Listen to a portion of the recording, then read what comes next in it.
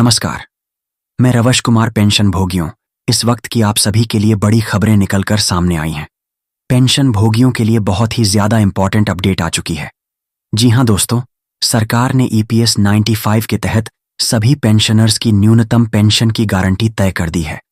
इसको लेकर बड़ी खबर आ रही है। EPS 95 के तहत सभी पेंशनर्स के लिए बड़ी खुशखबरी बताई जा रही है। सरकार ने R75 सर्च की न्यूनतम गारंटी तय कर दी है। इसको लेकर बड़ा अपडेट निकलकर सामने आ चुका है। तो किस तरीके से 7 अरब हास की गारंटी तय कर दी है? 7 अरब हास की गारंटी तय कर दी है। हुई है EPS 95 के पेंशनर्स के लिए क्या बड़ी खुशखबरी है? इसके बारे में दोस्तों आज की इस वीडियो के अंदर बात की जाएगी। इसी के साथ दोस्तों बात करने वाले हैं कर्मचारी भव्य निधि संगठन की हायर पेंशन को लेकर बड़ा अपडेट निकलकर आ चुका है। EPFO ने हायर पेंशन पर सरकार ने तोड़ी तुप्पी। जानिए अब तक क्या क्या हुआ है। जी हां दोस्तों, तो आखिरकार उच्च पेंशन, जो ज्यादा पेंशन आप सभी को मिलनी थी, उसको लेकर जो है सरकार ने अब चुप्पी तोड़ दी है।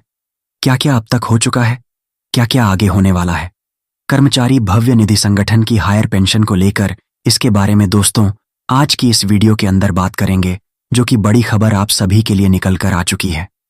तो आप सभी से निवेदन करते हैं कि दोस्तों आज की इस वीडियो को आप शुरुआत से लगाकर लास्ट तक देखिएगा। साथ ही अगर हमारे चैनल पर नए हैं तो वीडियो को लाइक करने के साथ चैनल को सब्सक्राइब कर दीजिएगा।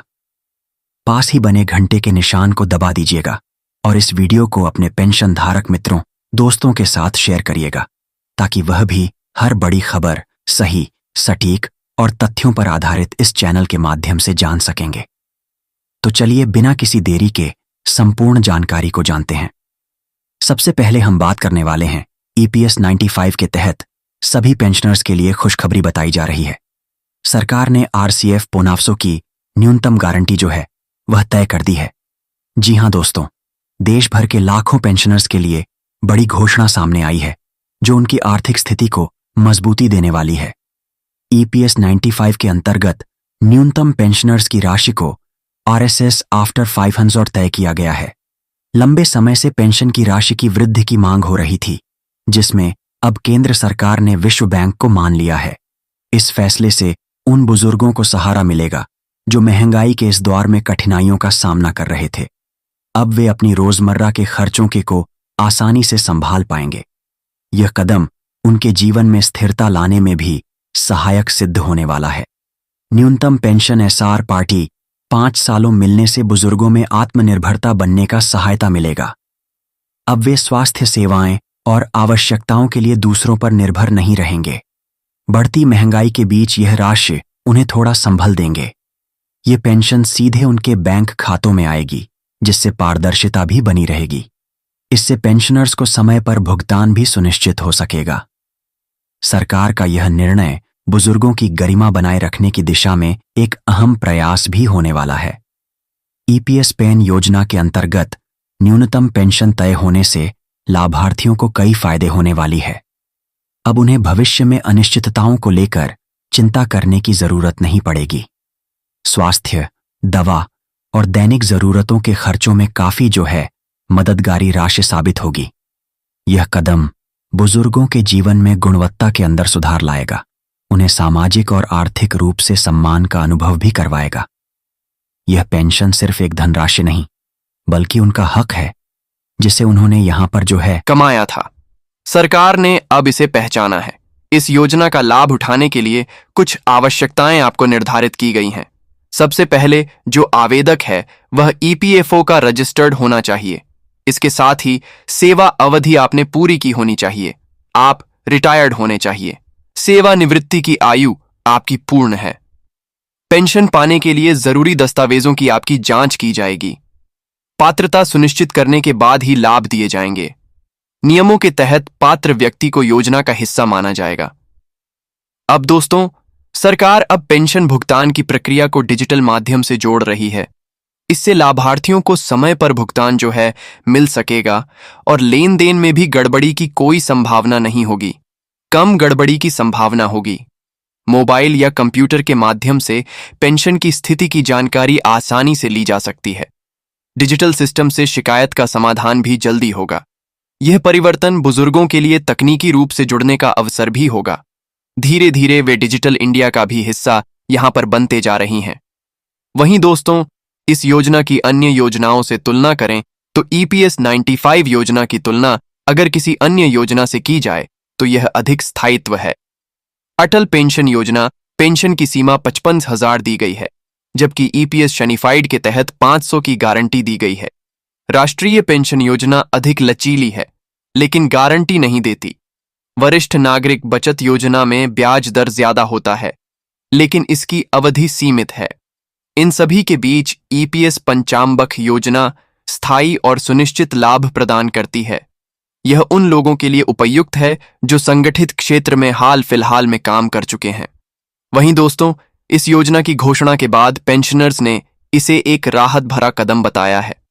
कई लोगों ने कहा है कि 17,500 की राशि से अब वे बिना किसी संकोच अपनी जरूरत पूरी कर पाएंगे। कुछ लाभार्थियों ने महंगाई से राहत मिलने की यहां पर बात कही। स्वास्थ्य सेवाओं में खर्चों के लिए यह राशि बेहद उपयोगी साबित हो रही है। उनके अनुसार यह निर्णय लंबे समय से जरूरी था। अब इसे अपनी गरिमा से जीवन जीने का मौका जो है, पेंशन धारकों को इस निर्णय के द्वारा दिया गया है। वहीं दोस्तों, बात की जाए इसको लेकर अगली बड़ी खबर की तो कर्मचारी भविष्य निधि संगठन की हायर पेंशन योजना को लेकर बड़ी खबर है। EPFO की हायर पेंशन पर सरकार ने चुप्पी तोड़ दी है। जानिए कि अब तक क्या क्या हुआ है और आगे आप सभी के लिए क्या होने वाला है।